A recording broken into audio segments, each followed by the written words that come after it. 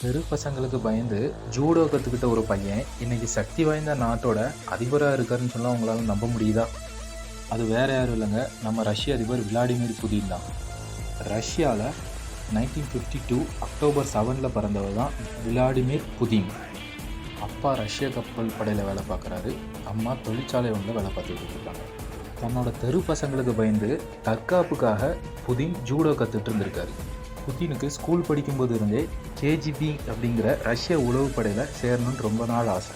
இந்த கேஜிபிங்கிறது அமெரிக்காவோட சிஐஏக்கு நிகரான உளவுப்படையாகும். 15 வருஷம் உளவாளியாக இருந்த புதின் 1999 ரஷ்யாவோட அதிபரானார். அன்னைக்கு தொடங்கின அவரோட அதிபர் பயணம் இன்றளவும் நடந்துக்கிட்டே தான் இருக்குது.